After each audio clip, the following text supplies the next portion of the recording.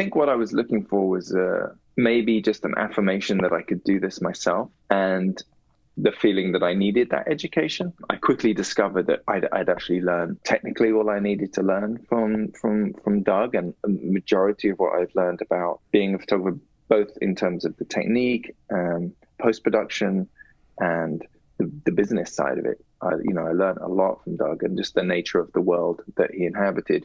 Going back to Goldsmiths College, was again very conceptual, but it was called Image and Communication because it was very open. They wanted you to kind of explore whatever you wanted to.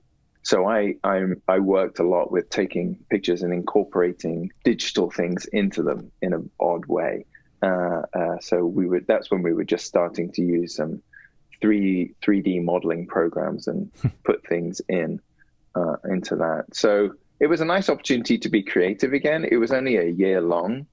I don't think it was that informative to me, to be honest with you. I think the way I moved into architectural photography from there was to then I actually saw some Tadao Ando's work in Wallpaper magazine, and that was an epiphany. I was like, oh, this is it. Because, I knew working for Doug, I wasn't really interested in, one thing I realized is whatever you're photographing, you need to love it.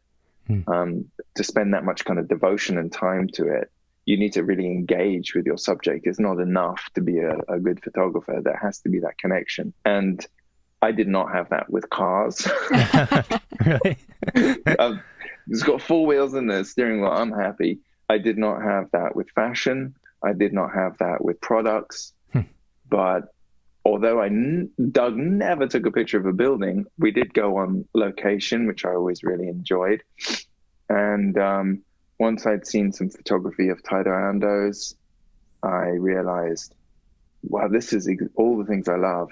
The very same things that are very painterly, and then also this is a commercial work.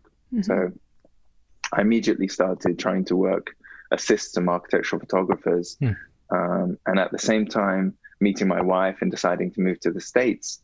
We moved out to San Francisco, and I had a funny year where I wasn't allowed. I got what was called a fiance visa to come here. And this was shortly after 9/11. And my kind of application got lost in the craziness that was happening then. And so there was this strange year where I wasn't allowed to work. I wasn't allowed to leave the country unless I voided the visa. Right. While we were waiting for this application to go through. So I was forced to find something to do.